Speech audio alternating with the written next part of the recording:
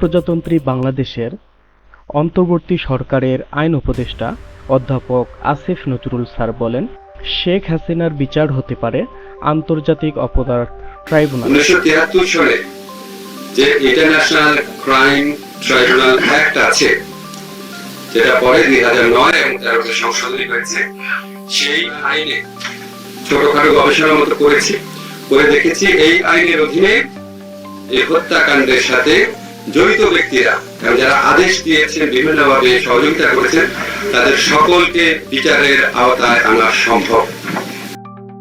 ছাত্র জনতার আন্দোলন ঘিরে 1 জুলাই থেকে 5 আগস্ট পর্যন্ত যেসব হত্যাকাণ্ড ঘটেছে সেগুলোর জন্য নির্দেশদাতা হিসেবে সদ্য সাবেক প্রধানমন্ত্রী শেখ হাসিনার বিচার আন্তর্জাতিক অপরাধ ট্রাইব্যুনালে হতে পারে বলে অন্তর্বর্তীকালীন সরকারের আইন উপদেষ্টা অধ্যাপক আসিফ নজরুল জানিয়েছেন।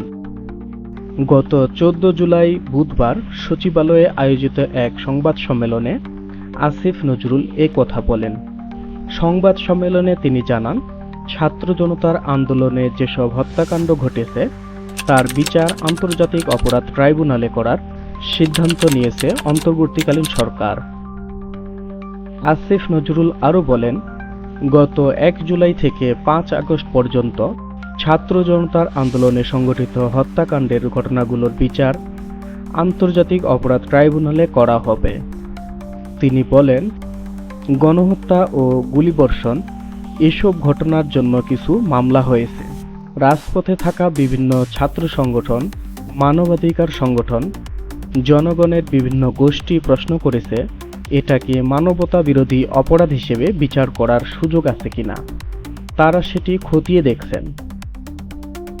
তাতে তারা দেখেছেন এই আইনের অধীনে এই হত্যাকাণ্ডের সঙ্গে জড়িত ব্যক্তিরা যারা আদেশ দিয়েছেন, বিভিন্নভাবে সহযোগিতা করেছেন, তাদের সবাইকে বিচারের আওতায় আনা সম্ভব।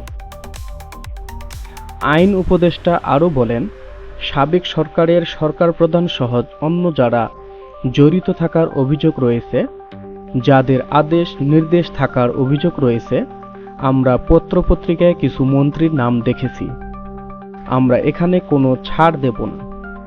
আমরা বিদায়ী সরকারের প্রধানমন্ত্রী সহ অন্যদেরও যদি কমান্ড রেসপন্সিবিলিটি থাকে, আমরা সেটা পর্যন্ত খতিয়ে দেখব। 1971 সালের বাংলাদেশের স্বাধীনতার বিপক্ষে অবস্থান নিয়ে মানবতা বিরোধী অপরাধে জড়িত ব্যক্তিদের বিচারের আওতায় আনতে 2010 সালে আন্তর্জাতিক অপরাধ ট্রাইব্যুনাল গঠন করেছিল তৎকালীন আওয়ামী লীগ সরকার। এই ট্রাইব্যুনালে মিথ্যা মামলায় জামায়াত ইসলামের শীর্ষ নেতাসহ বাংলাদেশের স্বনামধন্য আলেমদেরকে গ্রেফতার করে ফাঁসি দেয় তৎকালীন আওয়ামী লীগ সরকার।